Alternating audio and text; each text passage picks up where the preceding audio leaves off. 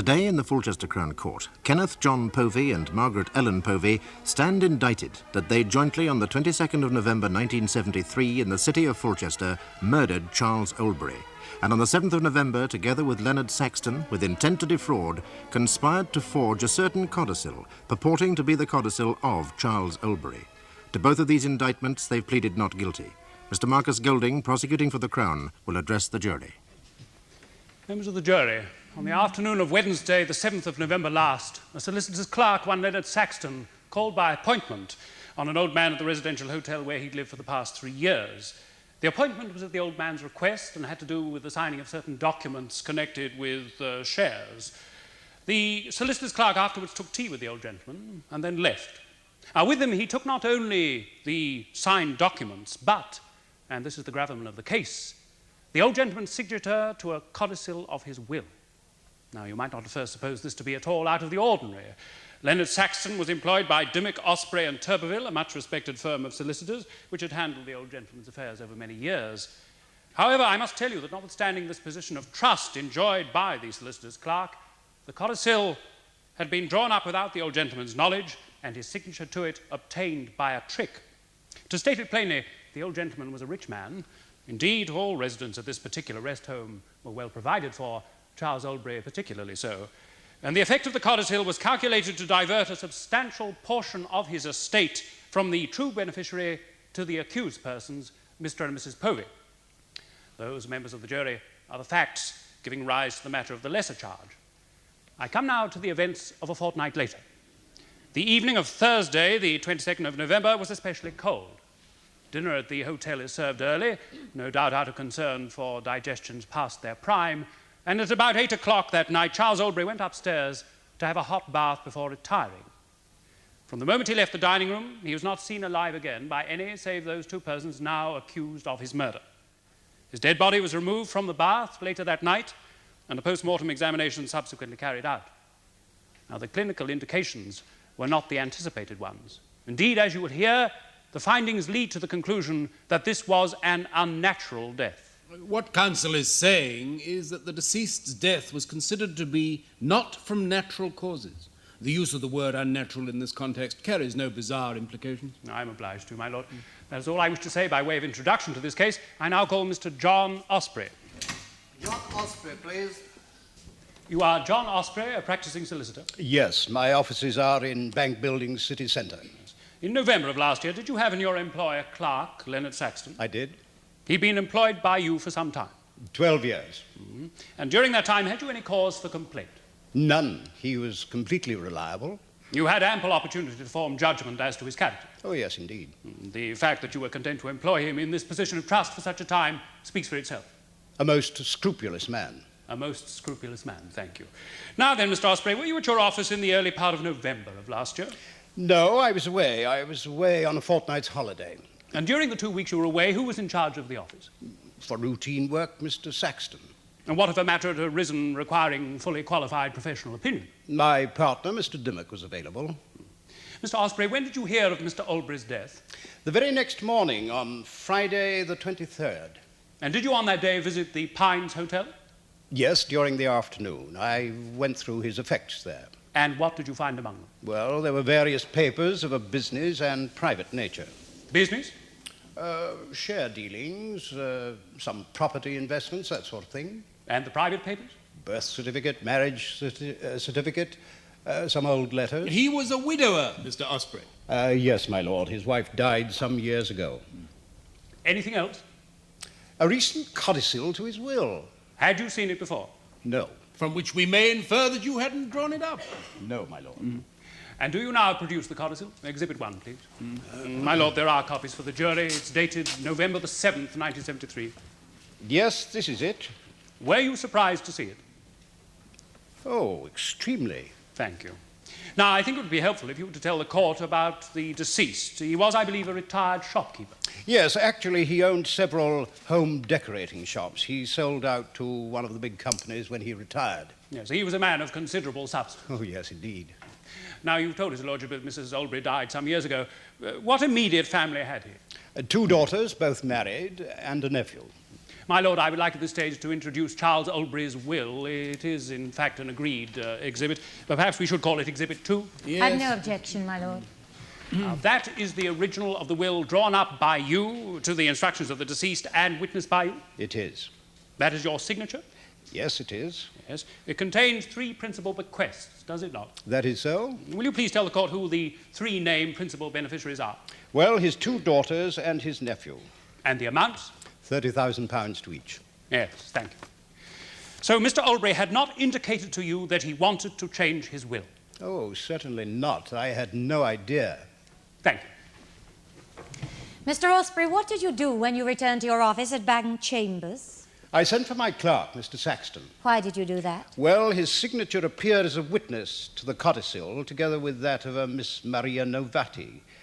I was dumbfounded that Mr. Oldbury had not told me what was in his mind. Were you satisfied with what Mr. Saxton had to tell you? Well, he wasn't really able to throw very much light on it. And there the matter rested for some days? Yes, until a few days later when I received a telephone call at home from Mr. Saxton. And as a result of that telephone call, did you advise him to do something? Yes, I told him to go and see the police the first thing in the morning.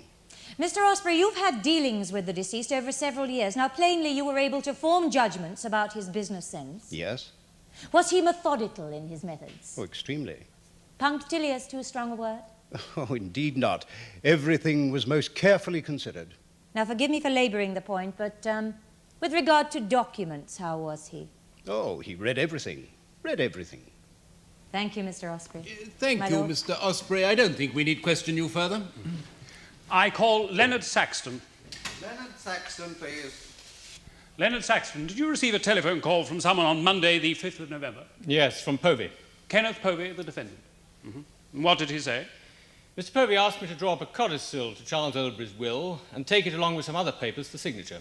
And did you do that? Yes, 2 days later, Wednesday the 7th, I called at the Pines with it and some other papers. Will you please tell the court what then took place? I saw Mr. Oldbury and obtained his signature to the papers I had brought. Including the codicil? Yes? And did he make any comment on it at all? No, sir. Maybe he be shown Exhibit 1, please. And would you look at that and say whether it is the document as drawn up by you? Yes, it is. Its effect is to remove Mr. Oldbury's nephew from among the legatees and give his share to Mrs. Povey, is it not? Hardly an everyday occurrence to disinherit a member of one's family, and yet you said he made no comment on it. That's right, sir. He made no comment because he didn't see it. I slipped it in with the other papers and made sure that though he signed it, he did not see it. And why did you do that? It was what I'd been told to do. Who told you? Kenneth Povey. Well, I'll return to that in a moment. Now, what happened after Mr. Oldbury signed the various documents you brought? I had tea with him. He asked me to. And what was his demeanour at tea? Sorry? Was he worried or depressed? No, not at all. He seemed very happy. And when did you next see either of the accused? As I was leaving. Povey asked me if I had got it. And what did you understand him to mean by that? The codicil being signed. Yes, well, let's now go back to a few months ago. What was your financial situation last summer? I was in debt. I'd been backing horses. And how did you get out of debt to the bookmakers? Mr. Povey loaned me £500. Did you borrow it from him, or did he loan it? You take the distinction. You are being asked which of you took the initiative. He volunteered the money, my lord. How much? £500. Was there a term to this loan? It was lent on the basis I would repay it when I could. And have you repaid it? No. Then it is still outstanding. No. Will you please explain that? It was made clear that the debt would be written off if I did what I was asked. And what did you take that to mean? Drawing up the codicil and getting Mr. Oldbury's signature on it. And was that promise quite explicit, or was this merely your assumption? Kenneth Povey said, get his signature to that and we'll forget about the money. When did he say this? Over the telephone, my lord, on the Monday, the 5th of November. Yes, I see. It might be appropriate, Mr. Golding, if you took this opportunity to clarify for the jury this witness's situation. I'm obliged to, my lord. This witness, Leonard Saxton, has, of course, been charged with having taken part in the forgery of this codicil, also to having obtained the signature of Miss Maria Novati, a servant resident at the Pines Hotel, having told her that Mr. Oldbury wished to leave her a small token in his will and that her signature was necessary to the document. Miss Novati was told not to mention this to Mr. Oldbury, as he did not wish to discuss his will with anybody, And Mr. Saxton has since pleaded guilty to that charge and has indeed been sentenced to 5 years' imprisonment for it. The result is there's no reason to suppose that any testimony of his might be self-incriminatory, inasmuch as his responsibility in these events has already been determined.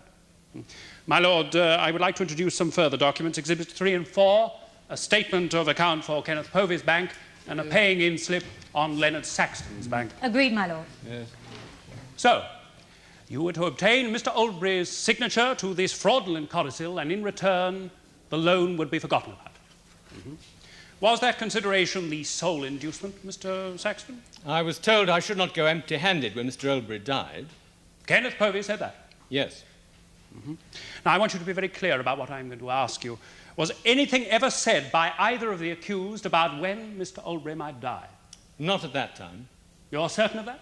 Yes, I clearly recall when it was first hinted at. Hinted at? The meaning was very clear. The morning after Mr. Oldbury's death, Kenneth Povey phoned me at the office. He told me to meet him at 1 o'clock in the Castle Public Bar. That was Friday, the 23rd of November. Yes. I met him in the bar, and he bought me a drink. He said, "Leonard, our problems are over." I asked what he meant, and he said, "The old fellow's dead." I asked how he died, and Povey said, "All that concerns you is that he is dead." I wasn't there long. Just as I was leaving, Povey said, "Len, this codicil business, it's between you and me, isn't it?" I said, "Of course." And he said, "Good. Only if it ever got out, you'd be in the dock with me, and it wouldn't just be the forgery, would it?" And those were the exact words? Yes, sir. Thank you. I suggest, Mr. Saxton, that your entire testimony is unfounded, that you are motivated by malice, in short, that you are lying.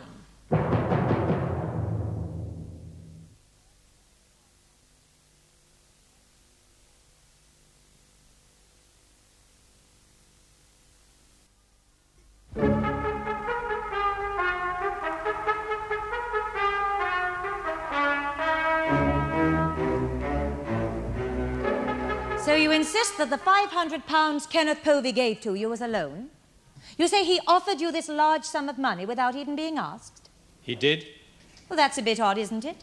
I mean, as my learned friend suggested, the Poveys had recently fallen onto hard times. How is it that he suddenly was able to find £500 and thrust it on you? Obviously, you find it remarkable as well. No, Miss Tate, the witness hasn't said that. Oh, I withdraw that imputation, my lord. Do you not find it strange that Mr. Povey was suddenly able to lay his hands on £500? I didn't know the state of his finances. Ah, now, is that quite true, Mr. Saxton? Isn't it a fact that in April of last year, Povey discussed with you the taking out of a second mortgage on the Pines? Well, he may have. I don't recall clearly such a conversation. Come now, Mr. Saxton, did you not recommend the services of a Mr. Pocock, mortgage broker, also of bank buildings? Mr. Saxton? I may have, my lord. You did, and you know it, Mr. Saxton. My client took up your recommendation and went to see Mr. Pocock. Now, that is right, isn't it? You do not recall this, Mr. Saxton? It had slipped my memory, my lord, I do now. So, in April of last year, you were aware of Mr. Povey's need for more funds? Yes, I suppose so. And yet, in August of last year, he lent you £500 as if there was not a cloud in the financial sky. But you knew, and we know, that that is far from being the case. What is the relevance of this line, Miss Tate? My lord, I am seeking to show that a man who needs to get more money by getting a second mortgage is unlikely to be as free with it as the witness suggests. Yes. The fact is, Mr. Saxton, that you have conveniently forgotten Mr. Povey's financial state, because otherwise it would cast a doubt on your claim that he freely offered the money to you. He did not offer this money to you, Mr. Saxton. You demanded it. You understand, Mr. Saxton? Yes, my lord. It is as I have testified. What is your salary, Mr. Saxton? Must I answer that, my lord? Oh, I see no good reason why you shouldn't. £2,500 a year. Will you please describe again precisely how you say you duped Mr. Oldbury? I put it between two share certificate receipts which he had to sign. I just indicated where he should put his name.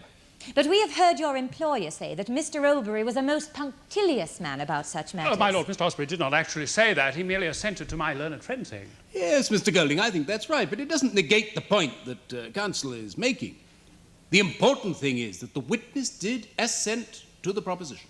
Let me put it even more directly, then. Mr. Osprey told us that Mr. Oldbury was very careful about business papers. But in spite of this care over documents, you would have us believe that you were able to trick him in this childish manner. It is what happened. I suggest that no such thing took place. I suggest that it was not Kenneth Povey who telephoned you on Monday the 5th of November, but Charles Oldbury himself. It was Povey. He instructed you regarding the codicil on the telephone and made an appointment to see you 2 days hence. At that time, you took the prepared codicil and the other documents that he requested, and there you got his signature in a perfectly ordinary, straightforward manner. You then took tea with him and you discussed the weather. That is not true. Except about tea and the weather. Is it true, Mr. Saxton, that your entire testimony is invention and actuated by malice? Well, let us come to the day after Mr. Oldbury died. That is Friday the 23rd of November. Now, you're saying that Kenneth Povey telephoned you and arranged to meet him. What were his exact words? He said, "Something's happened. Meet me in the public at the castle, 1 o'clock. I'll tell you about it." Did you not immediately question him about it? I mean, something's happened. I took it to mean about the codicil. Just answer the question, please. No, I didn't ask him anything. So you weren't curious? Could that be because you had telephoned him? He called me. Very well, we'll come back to that. But let's consider the actual meeting. Now, according to you, Povey said, "It's between you and me. If ever it gets out, you'd be in the dock with us," right? That's part of what he said. But you did nothing about it. I thought about it, but I didn't do anything. No, indeed. You didn't contact the police for several days, although, as you say, you had this positively sinister conversation with Mr. Povey. What did you say to Mr. Osprey? I simply said Mr. Oldbury wanted to see him, and hearing Mr. Osprey was on holiday, he'd asked me to go along instead. That's all you said? At first, yes. So you spoke about it later? Yes. I couldn't stand it. A few days later, it sort of came to a head, and I rang Mr. Osprey at his home. I told him the truth, that I'd obtained Mr. Oldbury's signature to a fraudulent document for personal gain, that I'd done so under instructions from Kenneth Povey, and that it was my belief Oldbury had been murdered. Murdered? But your reason for coming forward was not fear of being implicated in a murder charge. It was pure vindictive spite. That is a lie. This is all I have for this witness. You wish to re-examine Mr. Golding? Thank you, my lord. Mr. Saxton, you have experience of the law. No doubt you see the drift of my learned friend's question. Yes, sir. Perhaps you would assist the court by telling us what motives you have had for coming forward and testifying against the accused. None except what I've said. My learned friend has suggested malice. Had you any dealings of a business or personal nature with Povey prior to the events of November the 7th? None, sir. Apart from the loan back in the summer. Yes, you're at a loss then to know what she could be getting at. Completely. Absolutely. Thank you. My lord? Yes, Mr. Saxton, one thing. Counsel asked you if you'd had any dealings with the accused, Kenneth Povey, and you said that you had not. Does that denial apply equally to Mrs. Povey? Yes, my lord. I am obliged to you, my lord. You may leave the witness box, Mr. Saxton. Dr. Leslie Fulmer, please. Dr. Leslie Fulmer, please. You were called out late on the evening of the 22nd of November to the Pines Residential Hotel. Yes. Yes. The caller, who identified herself as Mrs. Povey, said, "One of our old men has had an accident. He's in the bath. We can't bring him round." Now, is that correct? Yes. And when you got there, what did you find? The patient was on the bathroom floor. He was lying on his back, wrapped in a large towel. Did you notice anything about this towel? It was hot, as if it had just been taken off a radiator. Yes. What did you do? I checked for a heartbeat, but could detect none. Neither was there any pulse. There was no trace of breathing. The body was cold, and the pupils widely dilated. I ventilated the lungs by mouth-to-mouth respiration and applied external cardiac massage, but without effect. After half an hour, I was satisfied that he was dead. Yes. Now, did you conclude anything from what I believe is termed auscultation? Oh, bear with us, Mr. Golding. Well, it's a medical term, my lord, meaning to judge by listening the condition of heart and lungs. Well, wouldn't it have been simpler if you'd asked that in the first place? Well, doctor? I thought it strange that his lungs seemed not to be full of water. Yes. Now, was there anything else you noticed? Well, the coldness of his body I've already mentioned, but it was extreme, and I was surprised. But you tell us he was wrapped in a hot towel. Even so. It didn't seem to have warmed him, palpably. No, my lord. Now, what general view did you form in the light of his age and the circumstances in which he was found? I thought it most likely that he had died of heart failure. And did you so certify? I didn't sign a death certificate. As I hadn't attended the deceased before, I felt unable to issue one in the circumstances. Do you mean that you entertained suspicions? Oh, no, I don't mean that. Merely that I felt a degree of doubt over the clinical facts of his death. Thank you. Apologies, my lord. Was the deceased's head wet? His hair had been. It wasn't sopping wet when I saw him, but it clearly had been. Was the bathroom wet? No, Not splashed, as you might expect from lifting an inert body from the bath? I don't recall that it was. Yes. Was the bath full of water? No, it had been run away. It had been run away. I see. Now, was it a cold night? Extremely. I'd had to use defrost on my windscreen. And therefore below freezing? Yes. How long did it take you to get to the Pines? 10 minutes. And you left how long after the phone call from Mrs. Povey? I left straight away. So at the most you cannot have been more than a quarter of an hour? That's right. Yes, good.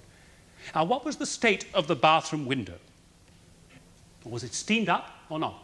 No, I don't recall any condensation. You would recall such a detail? Yes, I thought the bathroom was dreadfully cold and I was concerned for the patient. I looked to see if the window was properly closed. It was shut and I remember that the glass was quite dry and clear. Did either of the accused say anything? Well, only Mr. Povey was in the bathroom. And did he say anything? He mentioned something about Mr. Oldbury having eaten a large dinner. I assumed that he had the possibility of cramp in mind. Yes. Dr. Fulmer, what would you expect to be the reaction of someone swimming, say, who'd been attacked by cramp? To shout for help. To shout for help. Thank you, Dr. Fulmer. Yes, Miss Tate. Dr. Fulmer, how long have you been qualified? 6 years. And how many cases of drowning have you attended? Well, not many, a few. 10? 12? 3 or 4. 3 or 4? Well, that's not a great many on which to build a body of experience. What is your point, Miss Tate? I'm coming to it, my lord. Are you more familiar with hypothermia? Miss Tate, in these matters we are but laymen. Subnormal body temperature, my lord. Thank you. Yes, I am considerably more familiar with it. I'm sure you are, Dr. Fulmer. Did not the British Medical Journal publish an estimate of 50,000 annual deaths from it? Yes, it's more common than we would like to suppose. Amongst old people living on their own? Yes, my lord, they're the ones principally at risk. Like malnutrition, they don't realize what is wrong until it's too late. Now, what treatment would you normally use in such a case? Well, if possible, I would warm the patient. How? A hot bath would be best. Now, why did you not use this method in this case? I didn't consider that hypothermia was indicated. Really? But you've told us that the body was abnormally cold to the touch. Now, isn't that a classic sign? Doctor? Yes, it is a sign. And moreover, the bathroom was extremely cold, you said? Yes, but I considered drowning following a heart attack as the most likely condition, and time was critical. Delay would be fatal. Yes, heartbeat and breathing must be very quickly restored. Did you not say in answer to my learned friend's question that there seemed to be no water in the lungs? Yes. But you applied artificial respiration all the same. I have explained why I did. Please make your point, Miss Tate. Well, my lord, I hardly like to. Isn't it the case, Dr. Fulmer, that in view of recent medical knowledge, ordinary resuscitation techniques can be fatal to a patient comatose from hypothermia? Yes, I believe that is so. Then perhaps it was you who killed Charles Oldbury. My lord, I must object to such a slur on such a doctor.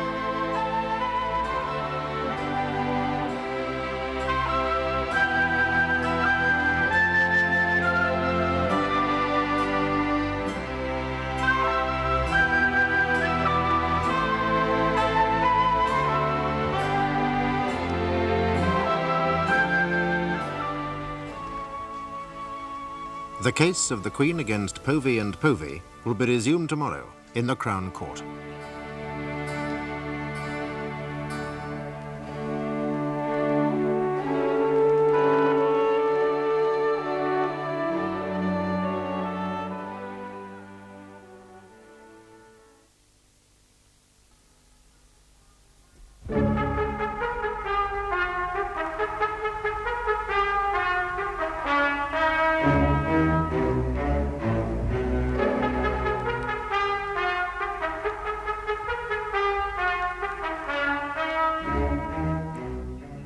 Kenneth Povey and his wife are accused of the murder of Charles Oldbury at the Pines residential hotel run by them, and also of conspiring with Leonard Saxton, solicitor's clerk, to obtain fraudulently the sum of £30,000 from his estate. Yesterday, defence counsel Miss Helen Tate caused a sensation in court when she suggested that Dr. Leslie Fulmer, the medical practitioner who attended Mr. Charles Oldbury, might have been responsible for his death. Mr. Justice Mitchenor is addressing the jury. Members of the jury, I would ask you to disregard the imputation brought forth yesterday by defence counsel that Dr. Fulmer was irresponsible in her treatment of the deceased Charles Oldbury. Other medical evidence will be introduced at a later point in this trial. Until then, I would like you to keep an open mind as regards Dr. Fulmer's treatment and the allegation of improper treatment. Please call your next witness. Detective Inspector McGovern, please. Ian McGovern, Detective Inspector, Fulchester City Police Force. Please tell the court what you know of these events, Inspector. I was on duty at City Centre Police Station on the morning of Saturday, December the 1st, where I saw Mr. Leonard Saxton and interviewed him in the presence of Mr. John Osprey. Later that day, I called at the Pines Hotel, where I saw the defendants. I told them I was investigating an alleged fraud against the late Charles Oldbury and had reason to believe they could assist me with my inquiries. I asked them to accompany me to the police station. And did they do so? No, sir, they were not willing to do that. I thereupon left the Pines Hotel to continue my inquiries, and I returned to the Pines Hotel later that day. I saw Mr. Povey. I cautioned him, I arrested him, and escorted him to the City Centre Police Station. In the light of subsequent inquiries, Kenneth Povey was later charged also, jointly with his wife, for the murder of Charles Oldbury. Yes. Now, did you at some stage examine the plumbing at the Pines Hotel? Yes, sir, I did. With 2 other officers, we carried out some experiments involving the hot and cold water supply to the kitchen and bathroom. When we ran hot water into the bath to a reasonable depth, we found that the immediate effect was to reduce the supply to the kitchen tap. You mean as you were running the water? Oh, that happened also, but that was not, in my view, an important matter. Mm-hmm. Certainly the bore of the pipes was too narrow to allow the kitchen tap and the bathroom tap to be run simultaneously, but in addition, the capacity of the hot water cylinder was inadequate. It had been a private residence and had been replumbed to its present needs. Yes. Now, what practical effect does this have on the hot water supply? After a bath of water had been drawn off? Yes. There was a period of 35 minutes till the water heated to the setting on the thermostat. 35 minutes, I see. Well, now, let us turn our attention to the financial affairs of the accused. My lord, I should like to introduce at this stage as evidence of the defendant's financial position the accounts for their partnership over the last 2 years. No objection, my lord. Where were these accounts, Inspector? They were hidden under a pile of old newspapers in a cupboard. Are you sure that they were hidden? Well, it was the most unusual place to find it, my lord. Yeah. I shall be referring to these accounts in detail later, my lord. Thank you. Inspector McGovern, when you requested Mr. and Mrs. Povey to accompany you to the police station and they refused, how did they couch their refusal? They said they couldn't. They hadn't the stuff available. To look after the old people in their absence? Yes. Well, you did not consider that unreasonable in the circumstances? No. It would not be correct, therefore, to read any adverse interpretation into their refusal. You wish to re-examine, Mr. Golding? No, Thank you, Lord, Mr. McGovern. I call Maria Novati. Maria Novati, please. Take the Bible in your right hand and read aloud the words on the card. Sorry, I do not... You understand English, Miss Novati? Oh, yes, sir. You know what it means to take an oath in a court of law? I must tell all of the truth, sir. Good. I don't really mind, but try calling me my lord. Oh, yes, sir. My lord. My lord. Take the Bible and read aloud the words. I swear by Almighty God that the evidence I shall give shall be the truth, the whole truth and nothing but the truth. You are Maria Novati, and you are employed as a domestic servant at the Pines Hotel. Yes. Could you tell us what your duties are, Maria? Oh, they are everything. Oh, the beds and the cleaning of the rooms, and in the night I help with the serving of the dinner. Didn't you tell the police you also do things in the kitchen? I forget the dishes. How could I forget washing the dishes? It's all right, The Miss plates and the pans every day. How I forget that? Yes. Now, did you wash up the night Mr. Oldbury died? Of course, always. But can you remember that night in particular? Well, he always have his bath early and use all of the hot water. Many time I complain, but he always do it. Every day did he always do it? Oh, no, he have bath every other day. When he have bath, I put on pan of water to get hot. On the stove? That is right, for the pans and the dishes. Now, what about the night Mr. Oldbury died, then? Well, he got to have his bath, but the pan of water, it is not needed. Why is that? Well, the water in the tap, it is hot all of the time. The pan, it is not needed. The water in the tap, it is hot all the time. I see. Now, had this happened before when someone ran a bath? No, when the bath water is run, always there is no hot water. Well, then Mr. Oldbury didn't have a bath. Oh, yes. He go upstairs to the bathroom. I hear water running. Well, then how do you explain that, Maria? It must have been the cold water running. My lord, I object most strongly. Yes. That is only the witness's inference. It is for you yourselves to decide whether the water that she heard running was hot or cold. Please phrase your question more carefully. I beg your lordship's pardon. Miss Novati, can you tell us what terms Mr. Oldbury was on with Mr. and Mrs. Povey? He didn't like them. My lord! Yes. That is your opinion, Miss Navati? That the deceased didn't like them? He told me. He used to say Mr. Povey, he would sell his own grandmother. Oh. Now, one last question, Maria. Did you at any time that evening hear anyone cry out for help? No. Thank you. Wait a minute. This lady may have some questions for you. Thank you, my lord. Now, Miss Navati, we've heard that it takes over half an hour for the water to heat up again. Did I say that? No, you didn't. It was said by someone before you came in. But, is it true, by the way? See, I would say. It is a long time. Well, perhaps it was that amount of time between the running of the water and your washing the pans and dishes. No, I hear the running of the bath water. And after 4-5 minutes, the water, it is still hot. In the tap, I felt it. Are you sure it was hot and not just warm? No, it was hot. There was no use for the water in the pan. The point is important. It tells us something about the time, you see. Yes, what counsel is saying to you is that if the water in the kitchen tap was truly hot when you felt it, then the bath must have been run more than half an hour before. Or, as you said, it couldn't have been the hot water that you heard running. With my hand, I felt the water. It was very hot. It was scalding. Now, you come from Italy, don't you? Yes, I come from Yes, and where Naples. you used to live, it was sometimes cold. Yes, in the When winter you it came is very... from outside with your hands cold and you put them into warm water, did it not seem hot?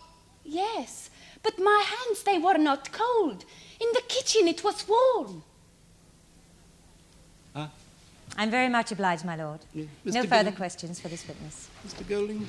No, my lord, thank you. Now you may go, Miss Navati. You can sit over there. I call Peter Oldbury. Peter Oldbury, please. Peter Oldbury, what was your relationship to the late Charles Oldbury?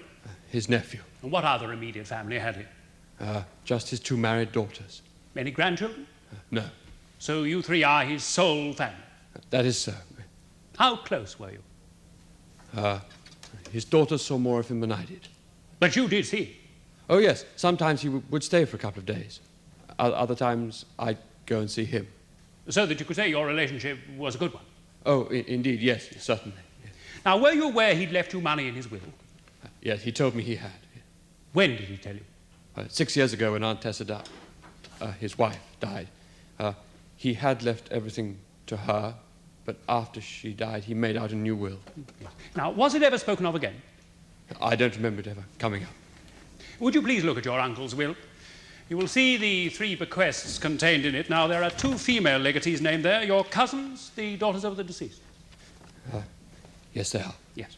You and his daughters were to benefit in equal proportion. Yes.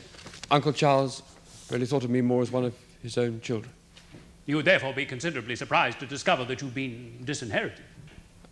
Well, yes, I would. Yes. Now, was there any occasion when harsh words passed between you? No, not that I can recall. Was your uncle happy at the Pines? I think so. He was quite an independent old sort of chap. He liked leading his own life. He wouldn't have been happy. He wouldn't have been happy making a home with me or with his daughters. No, not because of ill feeling. Oh, no, certainly not. Now, was there any aspect of his life at the Pines about which he expressed concern? I'm sorry? I'm not quite... Yes, I think counsel is trying not to lead you. Let me put it this way. Had your uncle made any particular friend amongst the other residents or staff at the hotel that might have affected the disposition of his estate? He liked several of the other residents, but I'm sure he reckoned to outlive them. Yes, and the staff? He might have thought to leave a keepsake. He liked Maria Navati. Yes. And the proprietors? Oh, no, definitely not. Why do you speak with such certainty? Simply he didn't have much time for them. You deduced this? No. He often used to speak with them in a derogatory manner. Thank you, my lord. I have nothing more for this witness. I have to say, Mr. Oldbury, that my information is somewhat at variance with your testimony.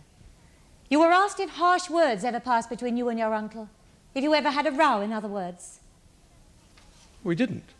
Well, that's at least more positive than the answer you gave to my learned friend. Then you said, none that I can recall, didn't you? Did you visit your uncle last October? I may have. Well, I can tell you that you did. Tea for two was taken up to his room by Mrs. Povey. I'm sure you'll recall, about the second week in October. Yes, I remember. Splendid. And do you also remember that your uncle angrily accused you of giving him erroneous information? That? It was purely momentary.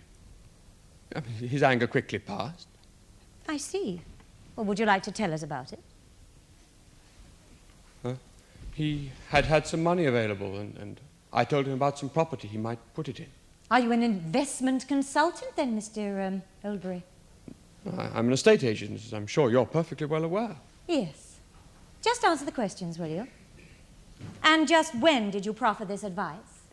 Some months previously, I can't quite remember. And he'd taken it and acted on it, had he? Yes. The situation didn't turn out as I anticipated, and he lost some money on it. How much? About £1,500. And you say his anger was purely momentary?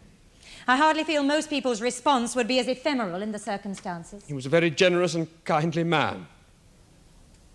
His anger was quickly over, and he apologized for it. I suggest his reaction was a little less forgiving than you would have us believe. Are you suggesting that this witness has intended deliberately to deceive the court? No, my lord, but I am not accepting his evidence in chief without qualification. And more importantly, that Charles Oldbury may have had a reason for altering his will. Oh, yes. Let's get on. I have no further questions for this witness, my lord. Mr. Golding? One point, my lord.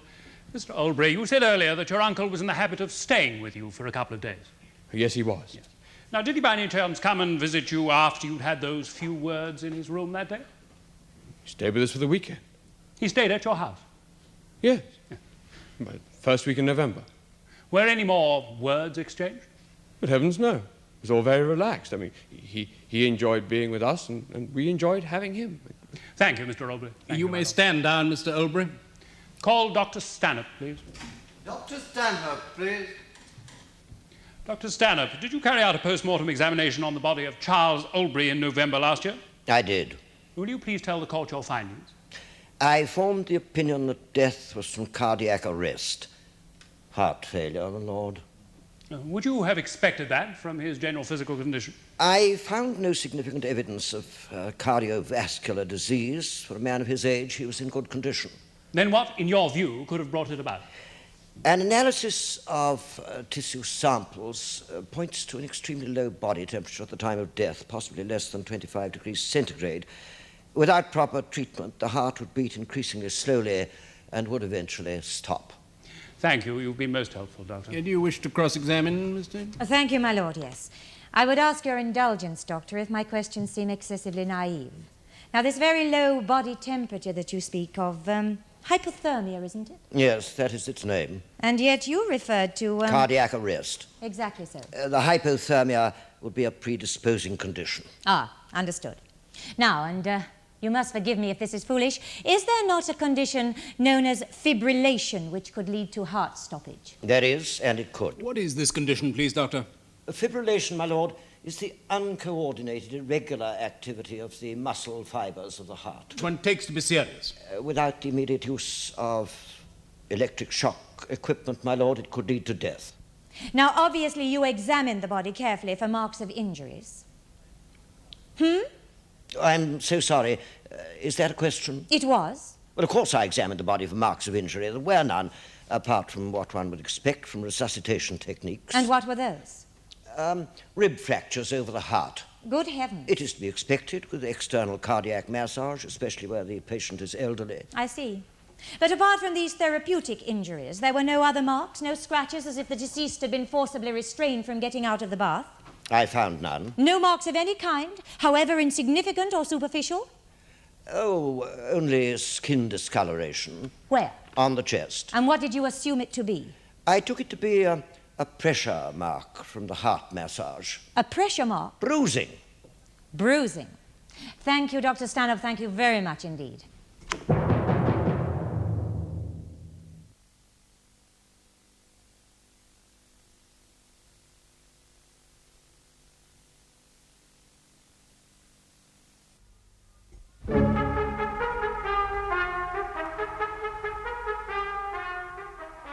The truth, the whole truth, and nothing but the truth.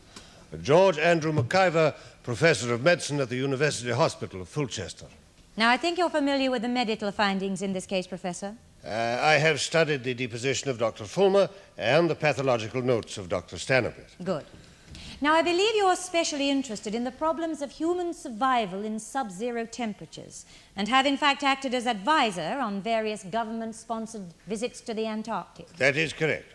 Now, with this background, the condition and treatment of hypothermia must be very familiar to you. It is. Would you be so kind as to explain its effects to us? The normal body temperature is 25 degrees centigrade. When the body falls to about 33 degrees, there will be loss of consciousness.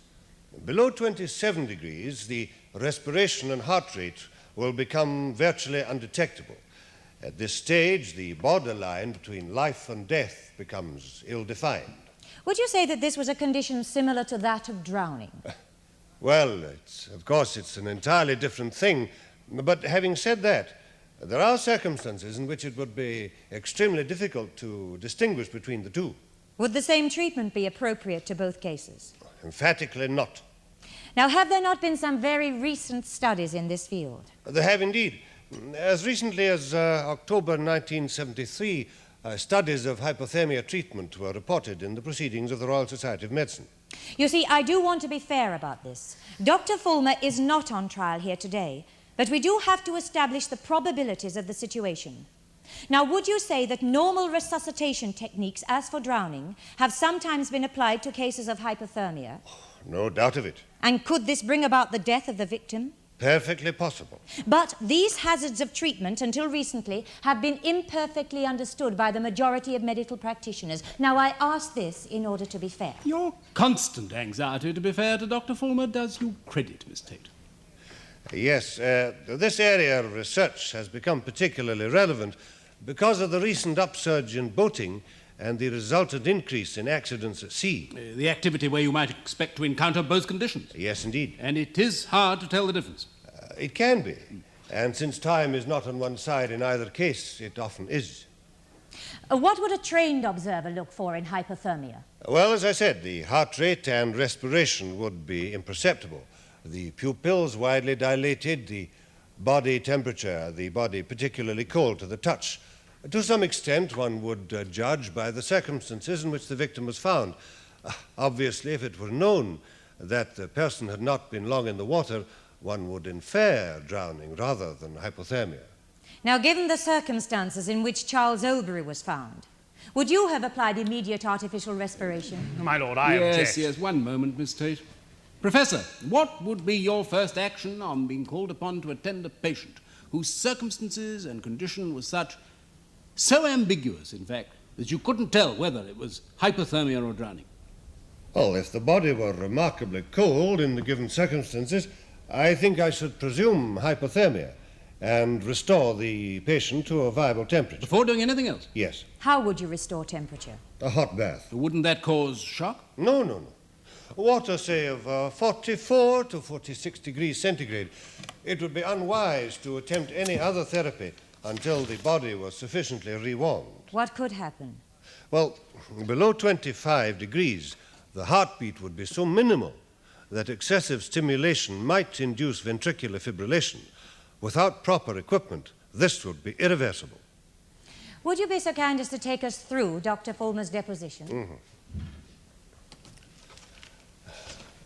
Well, having made her assessment, she commenced mouth-to-mouth ventilation and external cardiac massage. During this, she carried out auscultation to determine progress and reveal the extent of fluid in the lungs. Now, that is presumably conventional treatment on the basis that the patient has drowned. Oh, yes. Then what would be the likely effect of this treatment had Mr. Oldbury been suffering from hypothermia? Well, I have indicated it could be dangerous. Because he was too cold? Exactly. And he may die? Unless dead already. But we know he wasn't dead, Professor. The pathologist has told us that there were fractured ribs over the heart. Well, it's not uncommon in cardiac massage. Considerable force is involved. So we understand. He also told us that there was a bruise on Mr. Oldbury's chest. Now, what could that be? A thump with a clenched fist over the heart is one of the first things one would do to restart it. What is a bruise, Professor McIver? Well, it's skin discoloration. Yes, that's exactly what Dr. Stanhope said. But what causes this discoloration? Hemorrhaging of small blood vessels. Bleeding. Yes. After death? No. Are you saying that absolutely no mark would appear after death? Well, any substantial bruising could not occur, but if circulation was induced by cardiac massage, then a little bleeding could occur. And could Mr. Oldbury's bruising be considered substantial? Well, a hammer blow with a clenched fist. The pathologist found discoloration. Technically correct. Yes, Mr. Golding, in your examination-in-chief of Dr. Stanhope, the degree of bruising was not established. No, it was not brought out at all, my lord. It was referred to only in the cross-examination of my learned friend. Yes, so it was. I think this point should be looked at. Very well, my lord. Miss Tate? I agree, my lord. Yes. Ask Dr. Stanhope to come up now, please. Professor, would you mind standing aside for 1 minute?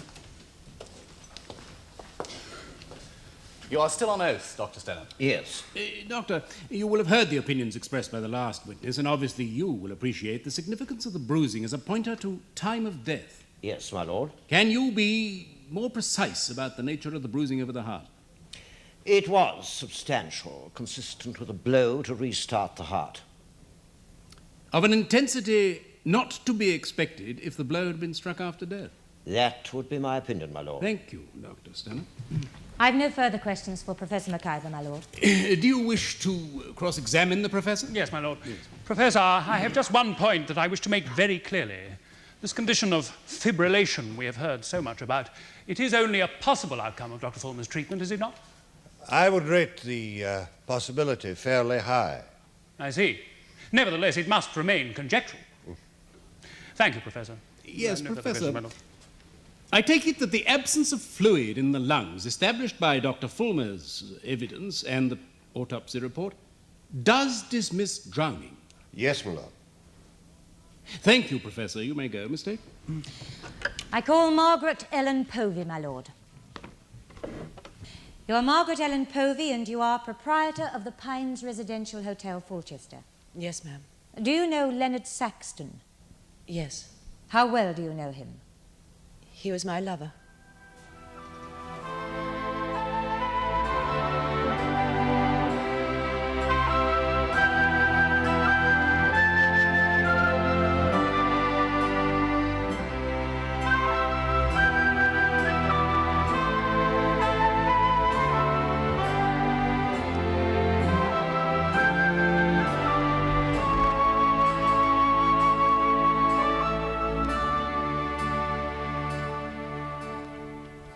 The case of the Queen against Povey and Povey will be resumed tomorrow in the Crown Court.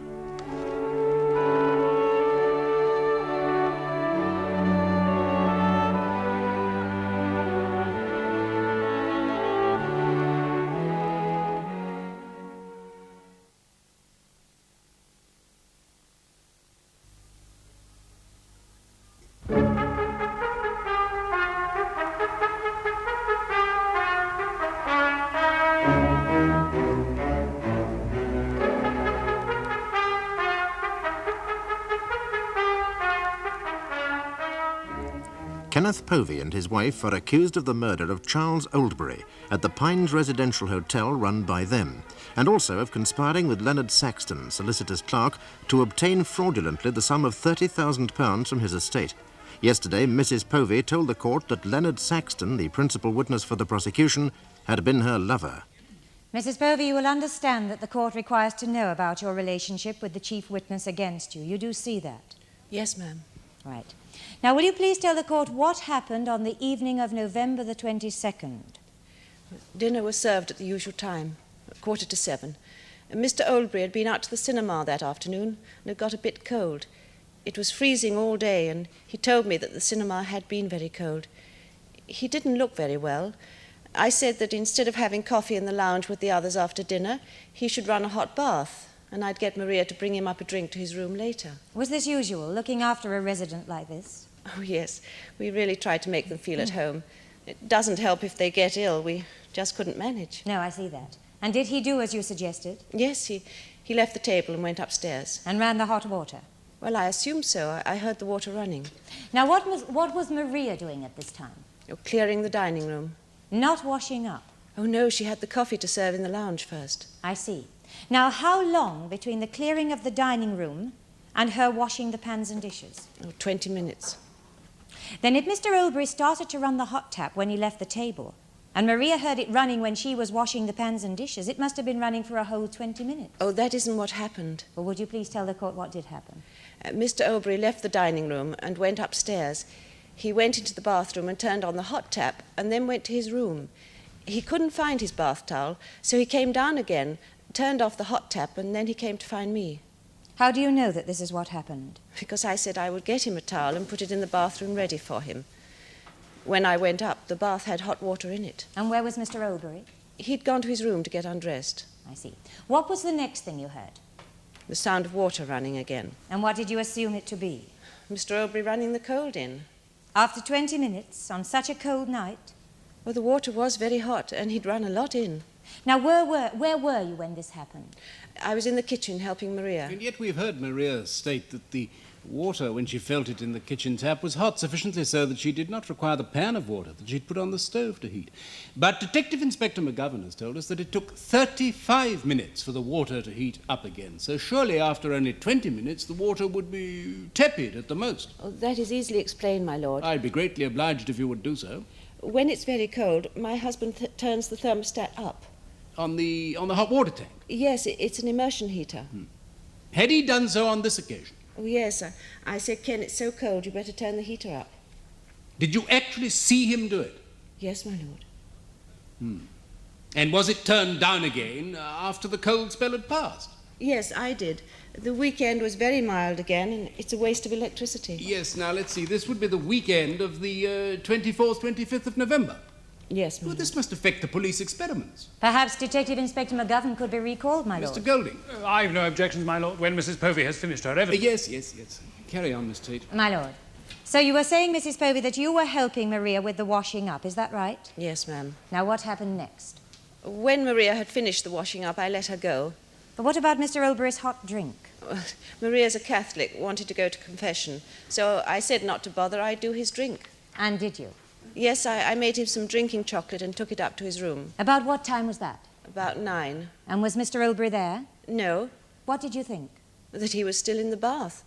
The bathroom door has frosted glass panes, and the light was still on. I just left the drink in his room. Now, will you tell the court what took place later? About 11 o'clock, I went round the house switching out the lights, and the light was still on in the bathroom. I opened the door, and there was Mr. Oldbury, and I ran for my husband. Now, wasn't it unusual for the door not to be locked? Well, there is a lock, but the residents are not encouraged to use it. Yes, I see, a sensible precaution. But had not any of the other residents wanted to use the bathroom during all this time? Well, they would have seen that it was occupied, and there is another one and a separate toilet. A lavatory, a separate lavatory. Yes, my lord. So you ran for your husband? Yes. He was in the lounge watching television. I said, "Come quick, Ken, it's Mr. Oldbury." Now, was anyone else in the room when you said this? No, they'd all gone to bed. They don't stay up late. We got Mr. Oldbury out of the bath, and then I rushed down and phoned for the doctor. That's Dr. Fulmer? Yes, the call went through to Dr. Fulmer, although it is Dr. Everett who usually comes. And did you then go back to the bathroom? Yes. I didn't like to stay. He was such a nice old man. Yet it has been said, Mrs. Povey, that he didn't think very much of you or your husband. I don't know why anyone would say that. We liked him and he liked us. Did you run the bath water away? Yes. Before you got him out? After. Why did you do that? It seemed quite natural, sort of tidy, I suppose. Now, you told your husband that the doctor was coming, but you didn't stay. Yes. The doctor came very soon after that. I let her in, and I didn't see Mr. Oldbury again. Right. Now, I want you to think about something else, Mrs. Povey. When did you first meet Leonard Saxton? A year ago, last Christmas. And what were the circumstances? He'd come to see Mr. Oldbury about some business. Mr. Oldbury always kept a bottle of sherry in his room, and he invited Ken and I to join him and Leonard in a pre-Christmas drink. And what was the next occasion when you met him? He telephoned one morning to ask Ken and I if we'd have a drink with him in the castle before lunch. I told him Ken was out, and he said, would I like to come, and I did. Why did you? There seemed no reason not to. He was nice enough. And did you meet him again after that? Yes, lots of times. How often? I don't know, about once a week. Where did you meet him? In the park. In the cinema sometimes. And what did you do? Made love. That isn't true. Silence! Was your husband aware of what was going on? No, ma'am, not then. Let's be clear about this. Earlier you said Saxton became your lover. Now you say you made love. Yes, ma'am. I do wish people wouldn't beat about the bush, Miss Tate. It's a not uncommon biological activity. So you met Saxton about once a week and you were occasionally intimate? Yes. How long did this liaison go on? Until the summer. And why did it stop then? I thought it ought to end. Oh, not a belated sense of guilt, surely. Why did you do that? He was getting too intense. Everything she's saying is lies. Mr. Saxton, you may have an opportunity to speak again later, but you must not interrupt the proceedings. Yes, Miss Tate? My lord, in what manner too intense? Too demanding. He wanted me to leave my husband and go away with him. Now, during this time that you had the relationship, did he ever discuss money? Yes. In what context? Well, he knew we were having trouble over finances, and he said he would like to assist. He'd won a lot of money on the National, he said. Did you believe him? Oh, yes, he used to bet heavily. And did he assist you with money? No. The winnings soon went. How did he take it when you decided enough was enough? Very badly. He said he'd got into debt because of me. What exactly did he mean? Well, he accused me of leading him on and pretending that I was going to run away with him. And that's why he'd been betting so heavily. And had you led him along? In a way, yes. I did like him a lot. But I never said I'd leave my husband. Now, when did you bring things to a head, Mrs. Povey? The end of July. And did he ever suggest that you might repay this money that he claims to have spent on you? Yes, he asked for £500 or he'd go to my husband. What did you do? I told Ken first. Wasn't that a bit hasty? Well, Leonard was getting very nasty by that time, and I didn't know where it would all end. You feared blackmail? Yes. Nevertheless, we do know that in August he did obtain £500 from your husband. Well, Ken said that if... Yes, it's all right, Mrs. Povey. I'll ask your husband about that. Now, did you see much of Saxton after you'd broken with him? Hardly at all. But he did come to the Pines, didn't he, to see Mr. Oldbury? I used to avoid him. He would only say nasty, vindictive things to me if he saw me. The telephone at the Pines, it's in the hall, is it not? Yes, it is. November the 5th was a Monday. Do you remember that particularly? Yes, my husband went up to London that day. My Lord Kenneth Povey kept an appointment with a consultant in Wimpole Street that day in connection with an insurance policy medical. I'm prepared to call the consultant. Perhaps my learned friend would tell the court what time the appointment was kept. I'm grateful to my learned friend. Mr. Povey was seen at 12:30, my lord. I'm obliged. Now, Mrs. Povey, you drove your husband to the station that morning. What time? Oh, for the 8:15 train. And when did you next see him? Not until about 6 in the evening. But Leonard Saxton says that your husband telephoned him about midday. There are such things as long-distance telephones, Miss Tate. I'm aware of that, my lord, but is it likely that Povey would have conducted a call of this kind whilst waiting to see a doctor? Now, Mrs. Povey, did you see Charles Oldbury use the telephone that day? Yes, I did. At what time? About midday. Thank you, Mrs. Povey. Yes, Mr. Golding. You've told us, Mrs. Povey, that Mr. Oldbury ran a bath. You've told us that the water was very hot and he'd run a lot in. Now, it was below freezing outside, yet notwithstanding these classic conditions for condensation, Dr. Fulmer found no trace of moisture on the window. Now, how can that possibly be? Well, it was hours later when she came. But the bathroom door was closed all the time, and the water would have remained hot for a good while, yet when Dr. Fulmer arrived, the bathroom was very cold and the window glass was dry. I put it to you, Mrs. Povey, that there never was hot water in that bath. No, that's not right. I suggest to you that what really happened was that you offered to run his bath whilst he was changing, and that you filled it with cold water, and that the whole point about this missing towel and turning up the thermostat was merely to divert attention from the interesting fact that the water in the kitchen tap was still scalding hot immediately after a bath full of supposedly hot water had been run off. It's not true, none of it, and he knows it. I put it to you, Mrs. Povey, that this was planned throughout by you and your husband. No, he didn't. That a bath of cold water should be drawn on a night when the temperature was below freezing, and that this old man, well over 70, having unknowingly bequeathed a large sum of money to you, would be kept in this icy cold water until he should lose consciousness. Whereupon Knowing him to be dead, you would pour water over his head, run away the incriminating cold water, and wrap his near-frozen body in a hot towel to confuse the diagnosis when the doctor arrived. No. That is what you planned, and that is what you did. No, we didn't. How stupid can you get? How could you keep a grown person in the bath against their will?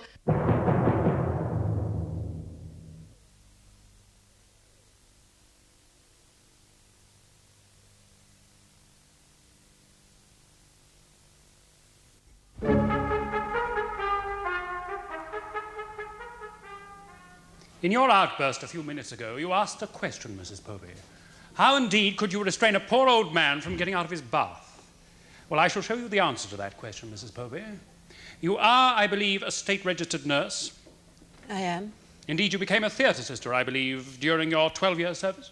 Yes. Did you ever work at Thornhill? Yes. Which department? Maternity. And who was head of the department while you were there? Professor Jacobson. Yes, and did not Professor Jacobson pioneer a new approach to analgesia in childbirth? Well, he certainly had very... Is it not a fact that Professor Jacobson introduced at Thornhill, whilst you were there, the use of hypnosis for mothers in labour? Well? Yes. Yes. Hypnosis, a sleep-like state in which the mind responds to external suggestion. Like suggesting ice-cold water is warm, Mrs. Povey. Thank you, my lord. Miss Tate? One question, my lord. Mrs. Povey, have you ever taken instruction in the art of hypnotism or ever attempted to practice it? Never. Thank you, Mrs. Povey. You may return to the dock. My lord, perhaps it would be a convenient time to recall the police officer. Yes, recall Detective Inspector McGovern. Mr. Golding, I think Mr. Saxton should be recalled as well. You are still under oath, Mr. McGovern. Lord. I remember that in your evidence you told us that you carried out certain experiments on the plumbing at the Pines. Can you tell us the exact date? Please consult your notebook.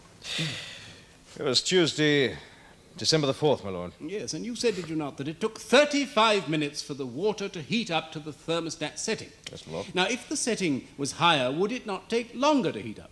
Normally, yes, but in this case, the hot water cylinder was too small for the demands made on it, and a double heating element had been installed. This came on automatically above the normal setting of 140 degrees. So, if the setting was higher, say 160 degrees, the water would heat up that much more quickly? Well, that is my understanding, my lord, yes. You see, the difference is as between the 35 minutes with the thermostat at the normal setting and the 20 minutes claimed by the defendant. Now, would the water heat up 15 minutes more quickly? Well, with both heating elements on, the consumption is 3 kilowatts as against 2 kilowatts at the normal setting, my lord. So mathematically, I should say it's therefore likely. Thank you, Mr. McGovern. Any questions? You may go, thank you. Recall Mr. Saxton, please. You are still on oath, Mr. Saxton. Hello. Sorry, Mr. My apologies, my lord. Let me remind you, Mr. Saxton, that in re-examination you specifically denied having any personal dealings with Mrs. Povey.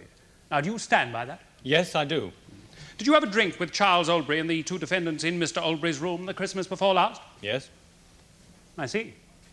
And did you shortly after telephone to the Pines and speak to Mrs. Povey and as a result meet her in the bar of the castle for a drink? Yes.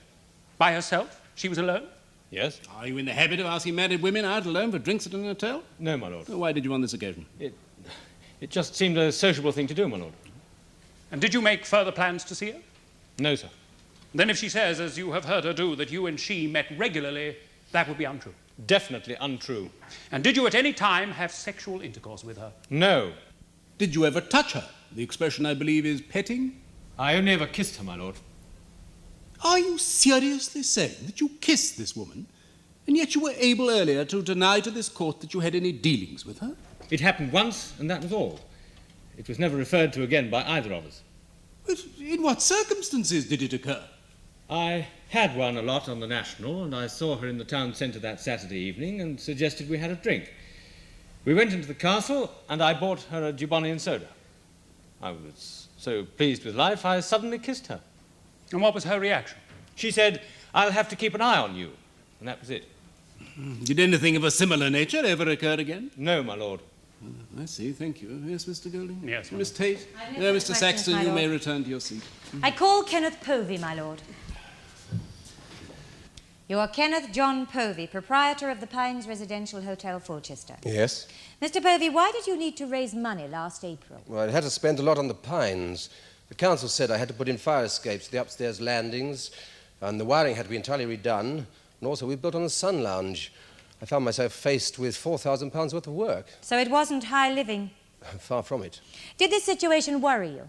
Yes, it did a bit. What did you do about it? Well, I mentioned it to Mr. Saxton, and he put me in touch with a mortgage broker. Ah, yes, and Mr. Pocock, wasn't it? That's right, and he fixed me up with a second mortgage for £4,000. Just adequate to cover the building costs, so you weren't exactly flush thereby. Oh, no. You were scarcely able to offer to lend money to all and sundry. Hardly. But you did offer to lend Saxton £500 in August. No. Well, we have evidence of your bank statement and a paying-in slip of Mr. Saxton's bank to prove that this amount of money did pass between you. It wasn't a loan, and I didn't offer it. Because of what Maggie told me, I phoned Saxton. I told him I knew all about him and Maggie and how he tried to blackmail her. He said various things about her. And I ended up by saying I wouldn't want him to be one penny piece out of pocket on account of my wife. I sent him a cheque for £500 and a note saying neither my wife nor I ever wanted to see him again. You see, I don't really regard that as an offer as the word is generally meant. But despite your note, you did see him again. Well, I had no choice. He used to visit Mr. Oldbury, and inevitably our paths crossed. Did you never think to tell Mr. Oldbury about this? Well, you couldn't really. It wasn't his business. If I may say so, Mr. Povey, you seem to be a very forgiving man. I'll never forgive him. No, I meant your wife. Oh. Well, that's what marriage is about, isn't it? As a result of all this, how has it left your relationship with your wife? Well, I think we value each other more than ever because of it. Well, we both realized we drifted into something rather silly and that someone else was trying to make something out of it. Thank you, Mr. Povey. Mr. Golding. Thank you, my lord. You tell us that the £4,000 raised by a second mortgage was for necessary improvements to your hotel. That's right. Was that the sole reason you needed the money? I'm sorry, I don't quite follow. Oh, surely I haven't just propounded a conundrum. These accounts found under a pile of old newspapers in a cupboard. Do you normally keep your business records in such a place, by the way? Excuse me, is that question serious? Perfectly serious. Well, of course not, obviously. They were picked up by must I see. Well, looking through them, I see there is an item of accumulated profit given as £7,000. Now, what happened to that money, Mr. Povey? Must be around and mixed up in various investments. In that case, why didn't you realise some of them instead of bothering with an expensive second mortgage? Well, Mr. Povey, the truth is that it isn't just around, is it? Do you know the firm Fairclough, Geddes and Company? I've heard of them. I'm perfectly sure you have, to your lasting regret. Share dealings in them were suspended 18 months ago. Subsequently, they went into liquidation. An inspection of the register of shareholders show you as the owner of 4,000 shares. Now, at the time you bought, they will have cost you £7,000. What a pity you didn't get out in time. No man wants to be reminded of his mistakes. Is that why you hid the accounts? I told you I did not hide them. So you did. My apologies. That is all, my lord. Do you wish to re-examine? No, my lord, that concludes the case for the defence. Mr. Golding. My lord, members of the jury, there are few things more detestable than the battening by heartless rogues on the elderly. Now, we cannot know which of the accused was the dominant figure, but I ask you to speculate a moment on the nature of a woman who can stand before a naked old man who is trembling in a bath of cold water and compel him to believe that that water is warm, and then, after the deed, wet his head and warm his body in a hot towel to persuade the doctor he has drowned after heart failure. But the one solid piece of evidence against them is Maria Novati's uncompromising memory of the scalding hot water in the kitchen tap at that time. Remember, too, the state of the bathroom window, members of the jury. A closed room in which a bath of hot water is supposed to have lain, freezing temperatures outside, and yet no sign of condensation within. In cunning and ingenuity, this was a murder of more than usual repugnance, and for what? So that Kenneth Povey and Margaret Ellen Povey can benefit dishonestly by an old man's will. Members of the jury, I ask for a verdict of guilty on both counts. Miss Tate? My lord. Members of the jury, a more melodramatic speculation of events I have yet to hear. You are to decide whether these two people, who gave their evidence so honestly, however painful it must have been, were capable of killing an old gentleman. Now let us look at this supposed evidence. My learned friend talks of the uncompromising memory of Maria Novati. But on explanation of the water heating system in the hotel, this doesn't make any sense. Secondly, a motive, ably supplied by Leonard Saxton. But Saxton is a bitter man who desires revenge on the woman who would expose him as a would-be blackmailer. And finally, the method. Mrs. Povey's secret skills in the art of hypnotism. This I find totally beyond reasonable comprehension and worthy of a cheap novel. Members of the jury, my clients are innocent of these ill-founded and vicious charges, and I sincerely ask you to find them not guilty. Thank you, Miss Tate. Members of the jury, my task is to assist you as to the law. Your task is to decide on the evidence whether you find the charges against the accused proved. Now, let me clarify one point. Much has been made of inappropriate medical treatment, but this is not relevant to your considerations. If you come to the view that this unfortunate man's death was planned by the accused and that steps were taken to bring that about, it is not material to your deliberations that a doctor's action in good faith proved to be a slight error of judgment. That error of judgment would in no way exculpate the accused if you think they did put that old man into a bath of cold water. You should consider instead the direct evidence, the absence of condensation on the bathroom window, the hot water system at the Pines, and remember, the prosecution must prove their case beyond reasonable doubt. Members of the jury, will you now please retire and consider your verdicts?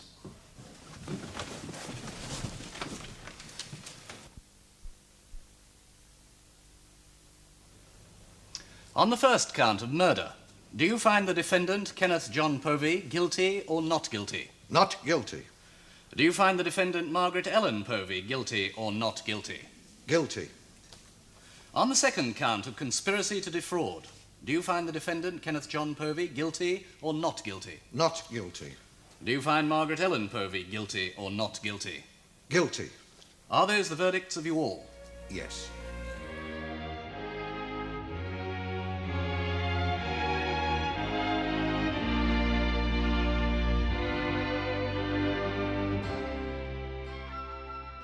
Mr. Justice Mitchener sentenced Ellen Povey to 5 years for conspiracy to defraud and life imprisonment for the murder of Charles Oldbury, the sentences to run concurrently. Next week, you can join another jury when our cameras return to watch a leading case in the Crown Court.